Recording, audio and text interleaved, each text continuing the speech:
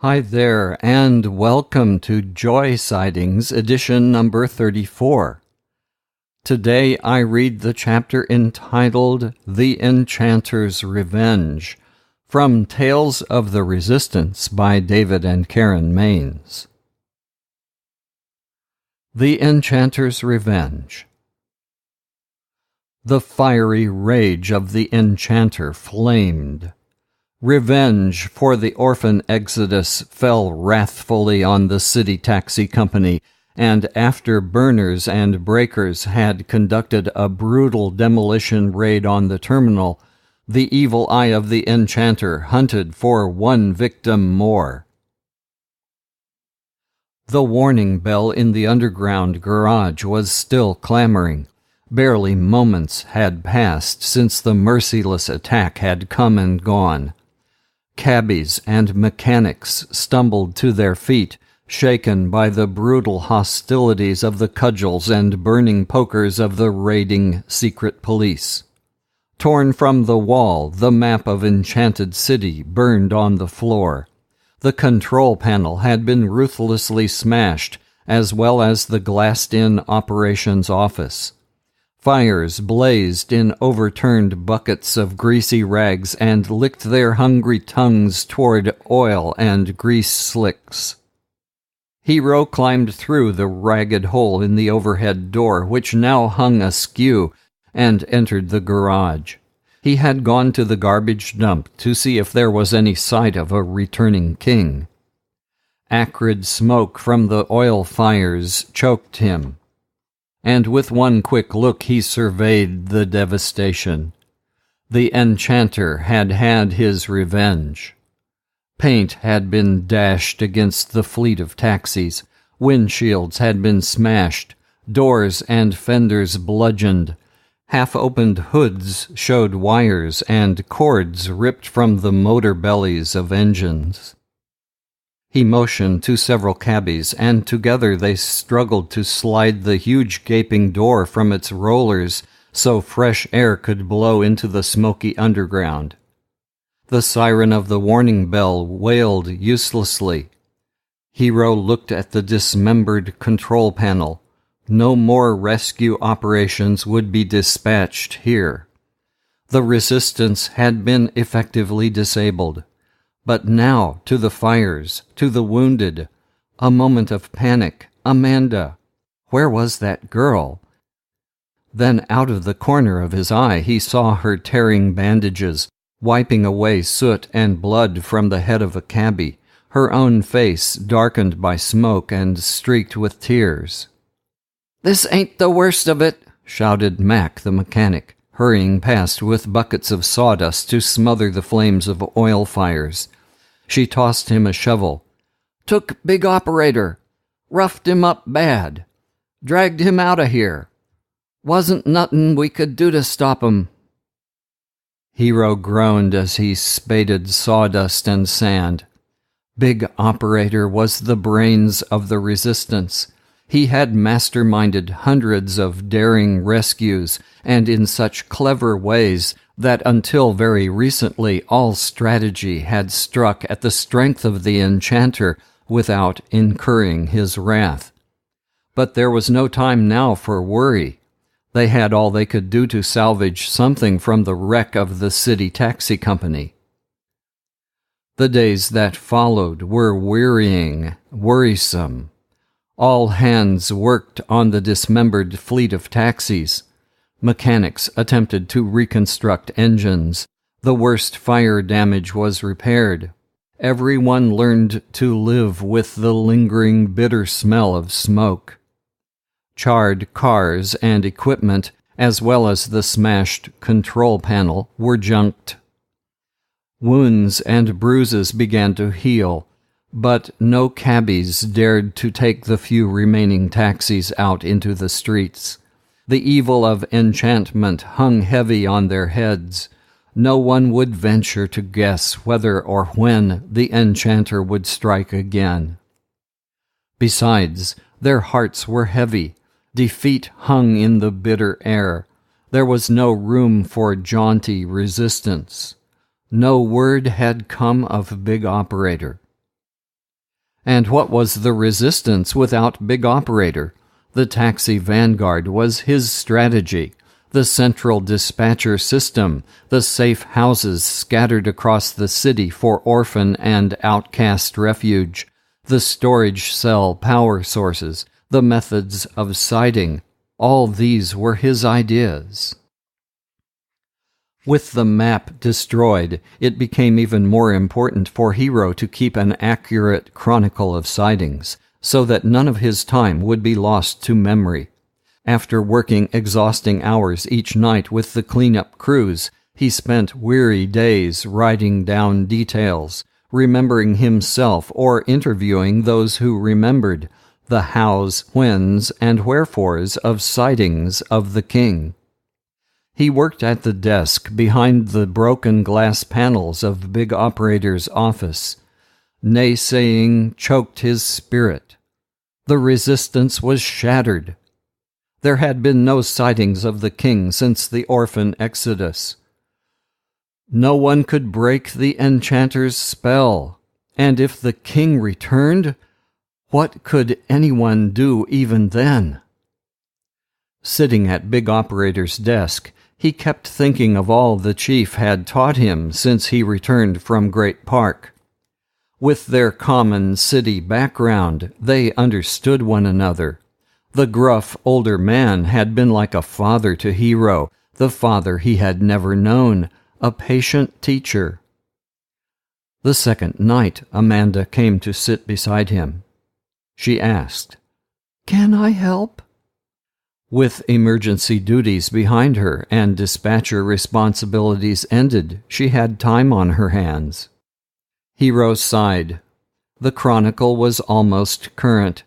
The orphan exodus had been recorded, and he had only to write about these recent terrible events. "I think I can remember everything Big Operator ever said to me." He leaned back in his chair and quoted the chief. "This is an occupied city. We are in the midst of enemy territory." He was a rough man, Amanda, but everyone in the city taxi company knew he was a man of the mind as well. It was the chief who collected the fragments of song and unwritten stories from the tale-keepers for the chronicle. Without them, that history would be almost forgotten. The tales of the always young king who once ruled this city with a firm but benevolent hand, of the age of rebellion when the Enchanter lured away the loyalty of the citizenry, of how the king went into exile, vowing to return when time enough had passed for all to discover the folly of such a choice, and of how the fire wizard placed an enchantment over the city and ruled his subjects with the power of fire. Hero paused, remembering.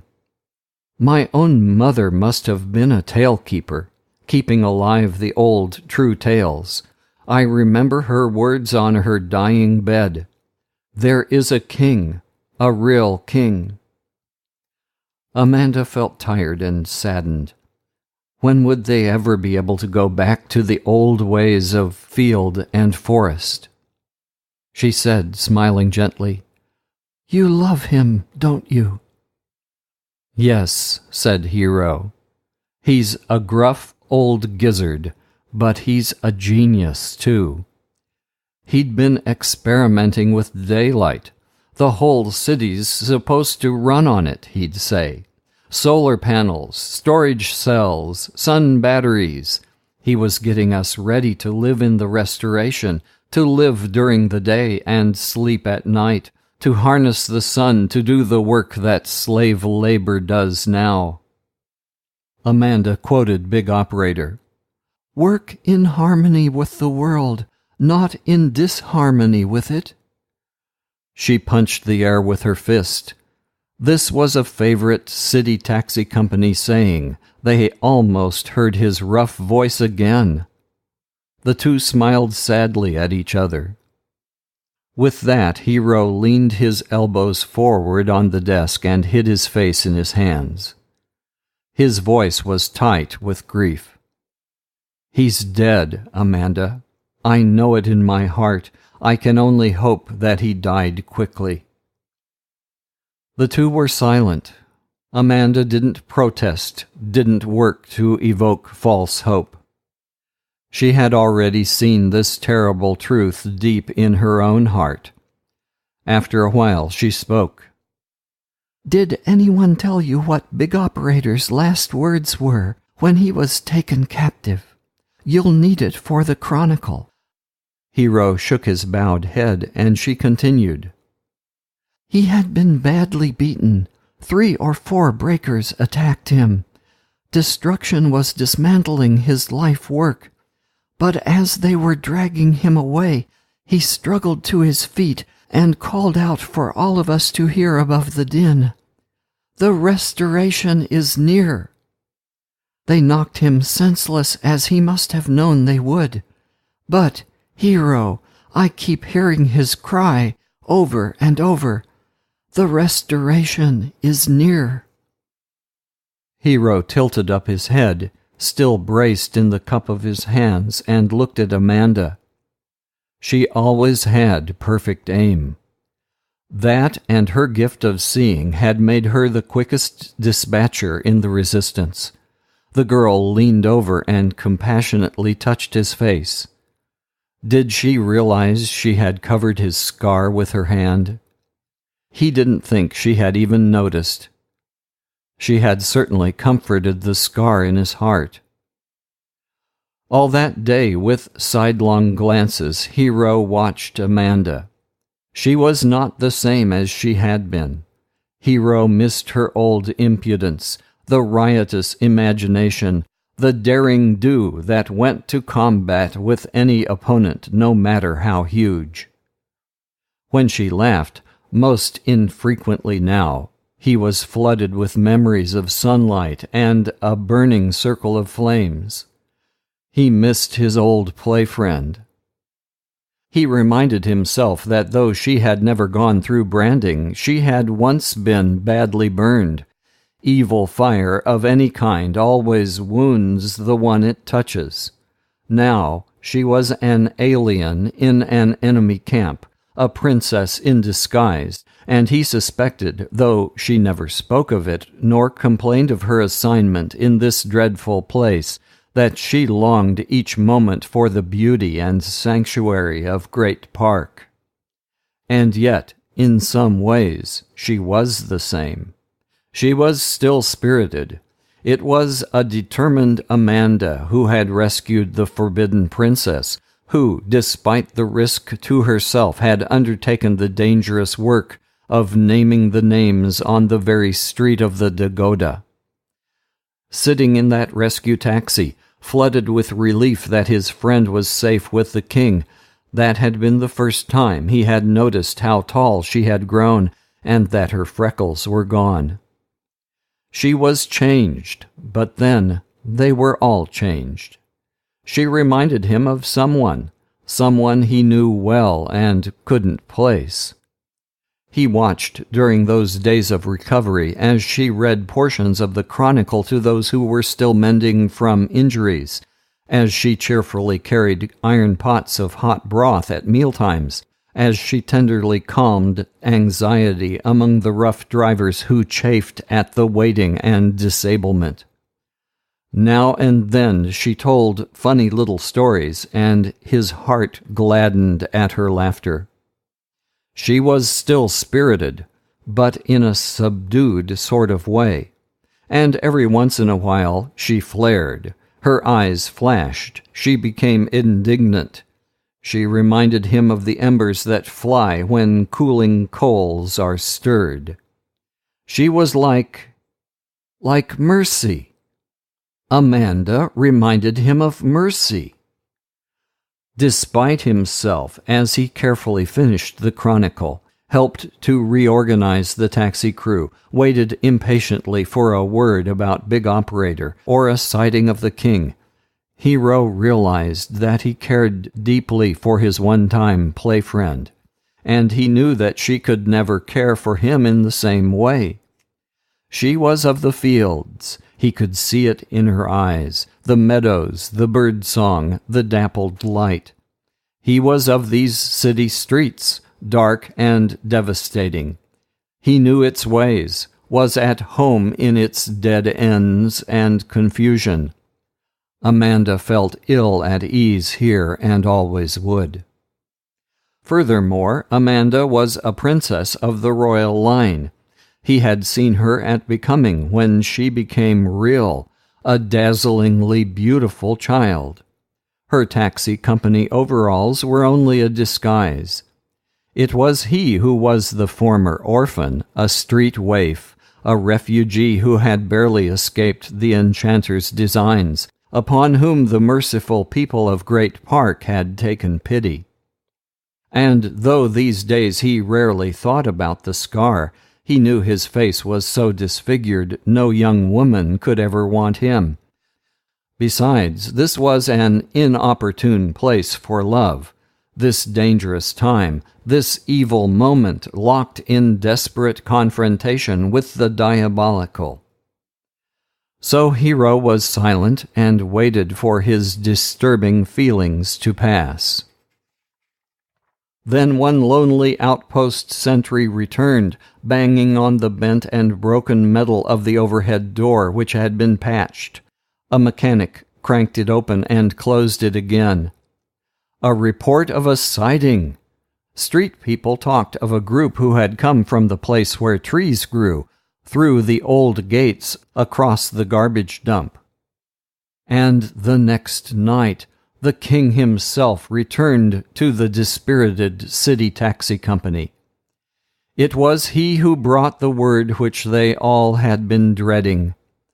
Big Operator was dead. They mourned at what they had all feared. Each reached a hand to the next. They put arms around each other, seeking comfort. The jaunty resistance was no more. And the king walked among them, as grieved as they were. Big Operator and he had loved each other, and he whispered to each of them, "The restoration is at hand. The restoration is at hand."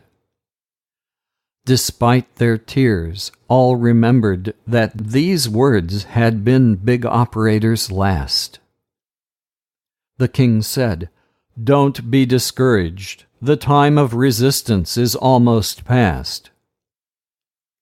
He gathered his faithful subjects into the great cavern of the underground terminal, those rangers who had bravely infiltrated Enchanted City, the mechanics and drivers, the duty persons of the taxi resistance.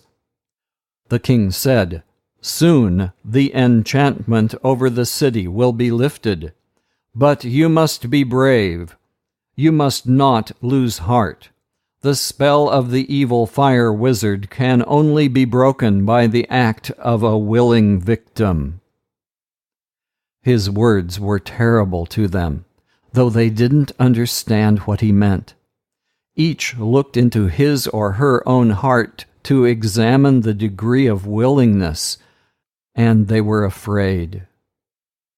Then the king held out one hand to Amanda and the other to Hero, and to all those who had learned the music of Great Park. A meager band of rangers wearing taxi company overalls formed a sentry circle, and there the king began the great celebration. Cabbies took overturned oil drums and beat out the rhythm that they heard, and the sound echoed in the hollow of the terminal. Others clapped time with their hands, a soft beat filled with mourning. There was no splendor of vaulted forest above, no gifted entertainment, no lavish banquet spread before them. There was no leaping grandeur of the circle of sacred flames. The rhythm was somber, slow-moving, and sad, but it was the great celebration just the same. And those from Great Park who knew and remembered the ancient steps joined hands and made entrance in their hearts and became real. And as they passed each other, turning in the well-known patterns, Music rose in their souls, and peace came to their minds, even while the intense darkness outside gathered for a final onslaught. Then it was that Amanda looked into Hero's eyes and saw with her deep sight what he couldn't and wouldn't speak. She saw that he loved her. For love is a gift that surprises us even in the despairing moments of danger or death, and by this we know it mirrors a greater love, one which is never ending.